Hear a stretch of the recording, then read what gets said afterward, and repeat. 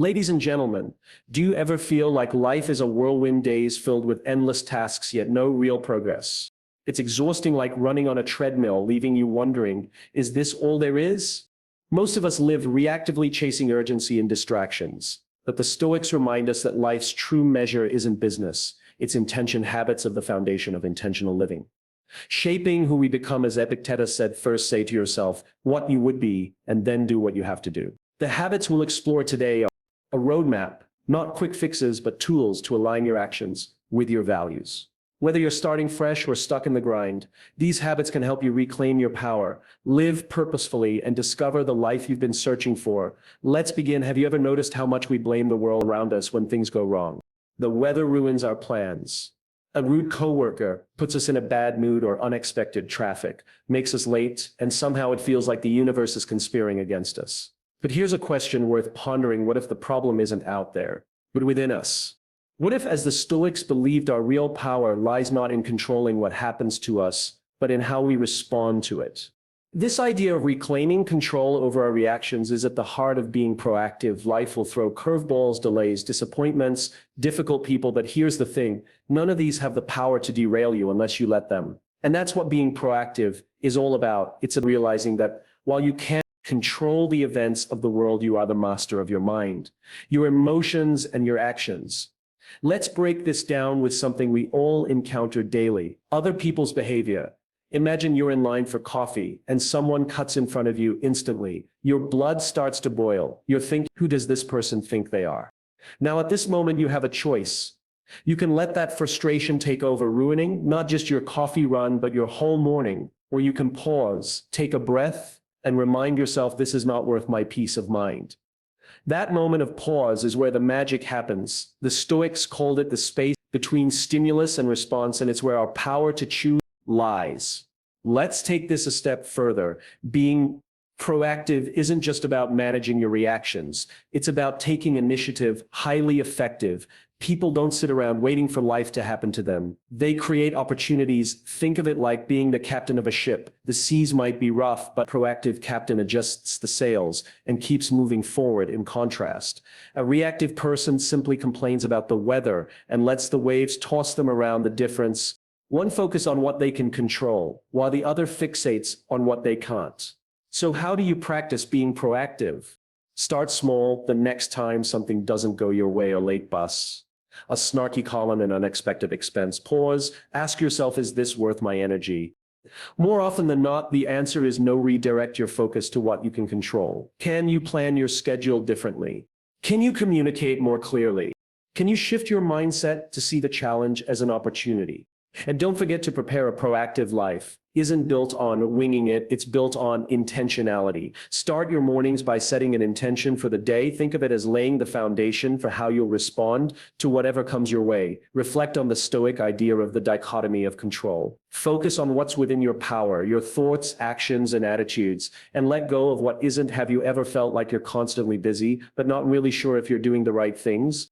Like you're checking off tasks, running errands, and meeting deadlines, but somewhere deep down you're wondering, what's the point? It's so easy to get caught up in the hustle of life that we forget to step back and ask ourselves, where am I actually going? The Stoics had a word for this: tell us your ultimate purpose, the reason behind the things you do. They believe that without a clear sense of direction, even the busiest person can waste their life chasing the wrong things. This brings us to the idea of beginning with the end in mind. Imagine life as a journey. If you don't know your destination, how will you know which roads to take? It's like setting out on a hike without knowing where the trail ends.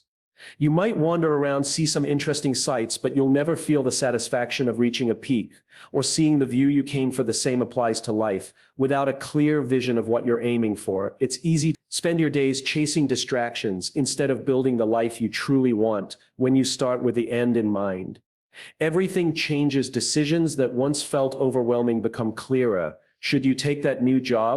Should you invest your time in a particular relationship? Should you buy that flashy car? Instead of making choices based on what's popular or easy, you align them with your ultimate vision. And let me tell you this: alignment is where real power lies. Epictetus put it perfectly: first, say to yourself what you would be, and then do what you have to do. But how do you figure out what your end looks like?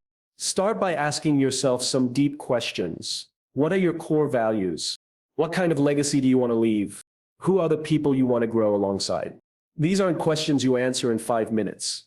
They take reflection, journaling, and maybe even a few long walks to really sink in. But once you start exploring them, you'll notice a shift. Your priorities will begin to align with your purpose and your actions will feel more intentional. One of the most powerful tools to help you stay focused on your vision is creating a personal mission statement.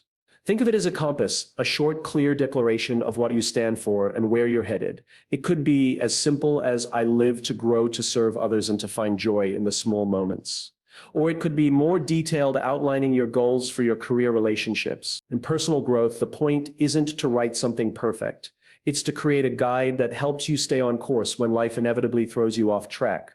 Living with the end in mind also helps you say no to things that don't serve your purpose. We're constantly bombarded with opportunities, requests, and distractions. Without a clear vision, it's tempting to say yes to everything, fearing we'll miss out. But when you know what you're working toward, it becomes easier to recognize what's a distraction versus what's essential. As Sinek wisely said, it is not that we have a short time to live, but that we waste much of it. Have you ever felt like your to-do list is running your life? You wake up, glance at all the things you need to do, and immediately feel overwhelmed. So you start tackling the easiest tasks first just to feel like you're making progress. But by the end of the day, you realize you've been busy, so busy, but you didn't get to the stuff that really matters. Familiar, you're not alone. Most of us are living in survival mode, putting out fires and handling whatever feels most urgent. Here's the problem.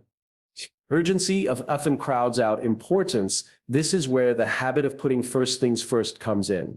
Think of your life like a jar. The important things, your health, your relationships, your personal growth, are the big rocks. The less critical stuff, like emails, errands, and social media, is the sand. If you fill your jar with sand first, there's no room for the rocks. But if you put the rocks in first, the sand can fill the gaps. The big rocks need to come first. Every single time the Stoics understood this. Intuitively, Seneca said it is not that we have a short time to live, but that we waste much of it. So how do you decide what your big rocks are? Start by identifying your priorities. What are the things that, if you focused on them, would bring the most value to your life? Maybe it's spending quality time with your family, working on a passion project, or taking care of your physical health. Once you know your priorities, the next step is protecting your time like it's sacred, because no one else is going to prioritize your life for you if you don't make time for what matters. The world will fill your days with distractions. Now let's address the elephant in the room. Distractions. We live in a world that thrives on the notifications, endless emails, and the temptation to scroll through social media can eat up hours before you even realize it.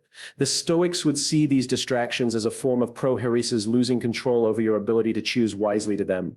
The key was focusing only on what aligns with your higher purpose. Epictetus said, make the best use of what is in your power and take the rest as it happens. That means choosing to focus on what you can control, your actions and your time, and letting go of everything else. And here's the thing, putting first thing first requires saying no. A lot. No to extra obligations. No to ineligibles. No to things that don't align with your priorities.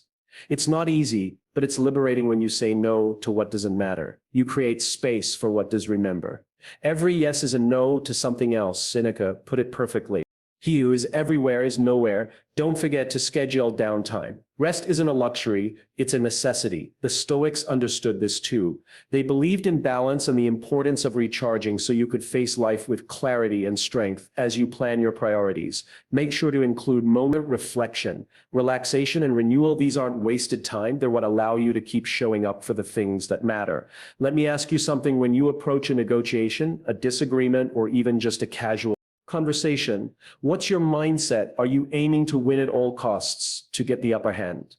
It's tempting, isn't it? After all, we're taught from a young age to compete, to come out on top. But here's the thing, when one person wins and the other loses, what's left behind? Frustration, resentment, and most often missed opportunities for real connection. The Stoics, with their deep understanding of human nature, knew this approach was flawed. Seneca wrote, what difference does it make how much you have? What you do not have amounts to much more. The lesson: true success isn't about taking more, it's about creating value for everyone involved. That's where the win-win mindset comes in.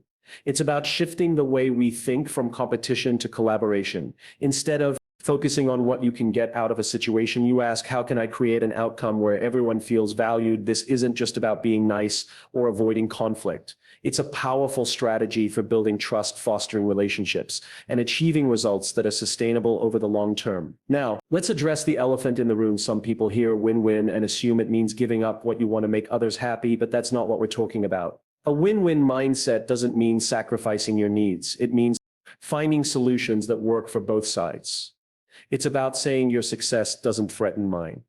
That shift in thinking is incredibly liberating. When you stop viewing others as competitors and start seeing them as partners, opportunities multiply.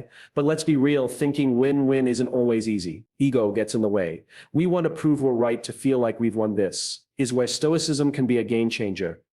Epictetus taught it is impossible for a man to learn what he thinks he already knows. A win-win mindset requires humility, the ability to set aside your ego and truly listen to the other person. It's about seeking understanding before seeking agreement, which is easier said than done, but incredibly powerful when practiced. So how do you cultivate this mindset? Start by shifting your perspective. Instead of asking, how can I get what I want? Ask, what's the best outcome for everyone involved? Then practice empathy. Put yourself in the other person's shoes and try to see the situation from their point of view. What do they want? What do they need? When you approach a conversation with this level of understanding, you'll find it easier to build trust and create solutions that work for both sides. Another key element is communication. Be transparent about your intentions and invite others to do the same. If you're negotiating, for example, be upfront about what you value and ask them to share their priorities. Often you'll find that what matters most to each person isn't in direct conflict. It's just a matter of aligning your goals. Have you ever been in a conversation where you felt like the other person wasn't really listening? Maybe you were pouring your heart out and they interrupted with advice you didn't ask for, or worse, they turned the conversation back to themselves. It's frustrating, isn't it? But here's the kicker. We've all been that person at some point. We think we're listening, but we're really just waiting for our turn to talk. It's such a common trap that most people don't even realize they're doing it. The Stoics, however, would have seen this as a missed opportunity. They believe that true wisdom begins with understanding others, not imposing your own opinions. Epictetus once said, we have 2 ears and 1 mouth so that we can listen twice as much as we speak. Most of us listen with one goal in mind: to respond. Even when we're quiet, our brains are working overtime to craft the perfect reply, rebuttal, or piece of advice. But that's not real listening. Listening, what we might call stoic listening, requires presence. It demands that you set aside your own agenda and focus entirely on the other person. Marcus Aurelius captured this idea perfectly. When someone is properly grounded in life, they shouldn't have to look outside themselves for approval. When you're securing yourself, you don't need to dominate a conversation or prove your point. You can simply listen. Here's where the magic happens. When people feel heard, they naturally open up. Think about the last time someone truly listened to you. Not just nodded along, but really made an effort to understand what you were saying. Didn't it feel amazing? That's because being understood is a universal human need. When you meet that need for someone else, you create a safe space for collaboration, growth, and even resolution of conflict. Now, this doesn't mean you should be a passive participant in conversations. Seeking to understand isn't about letting others talk endlessly while you nod politely. It's about engaging with empathy and curiosity. Ask open-ended questions like, can you tell me more about how you're feeling? Or what do you think would make this situation better? These questions show that you value the other person's perspective, and they often lead to insights you wouldn't have uncovered otherwise. Another key aspect of this habit is recognizing nonverbal cues. People communicate far more than words can convey through their tone, body language, and facial expressions. The Stoics often emphasize the importance of observing others with clarity and objectivity, free from judgment. Epictetus might have said, do not merely listen to their words, but seek the intention behind them. Today's terms, that means paying attention to what's left unsaid. Does the person seem anxious, defensive, excited? These clues can give you a deeper understanding of their state of mind, allowing you to respond with greater empathy. But what happens after you've truly understood someone? That's when it's your turn to speak, to be understood. And here's the good news: when you've taken the time to listen first, people are far more likely to listen to you. In return, your words carry more weight because they come from a place of mutual respect and understanding. It's not about winning the conversation. It's about reaching a place where both parties feel heard and valued. Have you ever noticed how some of the best things in life happen when people come together, whether it's A brilliant idea born from a team brainstorming session, or a family working through challenges to grow closer. There's something powerful about collaboration. But here's the catch: working with others isn't always easy. Personalities clash, egos get in the way. Sometimes it feels simpler to just do everything yourself. Still, when we isolate ourselves, we miss out on something extraordinary. The Stoics understood this deeply, teaching that humans are inherently social beings, designed to thrive through cooperation. Marcus Aurelius wrote, "What brings no benefit to the hive brings none to the bee." In other words, when we work together, we all flourish. This idea is the essence of synergy, the principle that the whole is greater than the sum of its parts. Think of it like baking a cake. Flour, sugar, eggs, and butter on their own are fine, but mix them together and you create something completely different and far more delightful. Synergy works the same way in our relationships, teams, and communities. It's not just about adding our strengths together. It's about creating something new and better through cooperation. But here's the thing: synergy doesn't happen by accident. It requires an open mind and a willingness to embrace differences, and this is where most people struggle. We're naturally drawn to people who think like us, who share our perspectives, and who don't challenge our beliefs. It's comfortable, but it's also limiting. The Stoics would challenge us to step out of this comfort zone. Epictetus taught it is impossible to begin to learn that which one thinks one already knows. True synergy begins when we recognize that others' strengths and viewpoints, even when they differ from our own, are opportunities for growth. Of course, synergy requires a certain mindset. First and foremost, it demands humility. You have to be willing to admit that you don't have all the answers, and that other people's ideas have value. This can be tough, especially when you're confident in your abilities. But as Seneca wisely observed, there is no one so perfect that they cannot learn from others. Humility opens the door to collaboration, creating space for others to contribute their best. It also requires trust. When you work with others, you're putting part of your success in their hands. This can feel risky, but trust is the foundation of any synergistic relationship. The Stoics understood this, emphasizing the importance of justice, treating others fairly and with respect. When you trust others and show them respect, they're more likely to bring their full selves to the table, and that's when true synergy happens. So how do you foster synergy in your daily life? Start by practicing active listening. When someone shares an idea, resist the urge to judge or dismiss it. Instead, ask questions, explore their perspective, and look for ways their strengths can complement yours. Approach disagreements as opportunities, not obstacles, and most importantly, stay curious. Curiosity keeps you open to new possibilities and helps you see challenges as puzzles to solve. To tell you what I mean when Cabra 15 says, maybe you've been working nonstop, juggling responsibilities, and pushing yourself to the limit. At first, it feels productive. You're getting things done, meeting deadlines, and checking off tasks. But over time, the cracks start to show. You're tired, your focus is slipping, and even the simplest things feel overwhelming.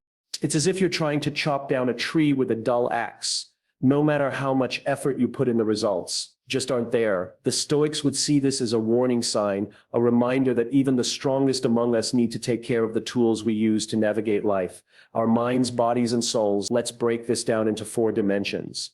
Starting with the physical, your body is the foundation of everything you do, and yet it's often the first thing we neglect. We skip meals, skip on sleep, and tell ourselves we'll exercise later. But here's the thing: when you take care of your body, you're not just improving your health, you're enhancing your ability to think, work, and connect with others. Regular exercise, nutritious food, and quality sleep aren't luxuries, they're necessaries. Even the Stoics, who value discipline, recognize the importance of physical well-being. Epictetus said wealth consists not in having great possessions, but in having few wants. This includes taking care of the body's basic needs so it can support a life of purpose. Next, let's talk about mental renewal in today's world. Our minds are bombarded with information: emails, news notifications, endless to-do lists. It's no wonder we feel overwhelmed. Sharpening the mental saw means creating space for focus, growth. This could mean reading a book that inspires you, learning a new skill, or simply giving yourself time to think without distractions. The Stoics believed in the power of reflective thought. Marcus Aurelius, for instance, used his journal to clarify his values and work through challenges. He wrote, "If you are distressed by anything external, the pain is not due to the thing itself, but to your estimate of it, and this you have the power to revoke at any moment." Taking time to reflect sharpens your ability to respond wisely to life's challenges. The emotional dimension is equally important. Life's demands can take a toll on our relationships and emotional well-being if we're not careful. Sharpening this part of the soul means nurturing connections with others and practicing self-compassion. The Stoics emphasize the value of relationships, understanding that humans are social creatures. By nature, Marcus Aurelius reminds us when you arise in the morning, think of what a privilege it is to be alive. To breathe, to think, to enjoy, to love, gratitude and connection help restore emotional balance, making us more resilient in the face of stress. Finally, there's spiritual renewal, the dimension that ties everything together for the Stoics. This was about living in alignment with your principles and recognizing your place in the larger order of things. It's not necessarily about religion, but about purpose and meaning. When was the last time you paused to reflect on what truly matters to you? Whether it's through meditation, prayer, journaling, or simply sitting in nature, spiritual renewal gives you the clarity to focus on what's most important. Thank you for being a part of Stoic Journal. If you found value in this, take a moment to watch one of the suggested videos on your screen. It's the next step in your journey toward a more intentional and meaningful life. Remember, progress, not perfection. Thank you for watching, and I'll see you in the next one. Stay grounded and keep growing.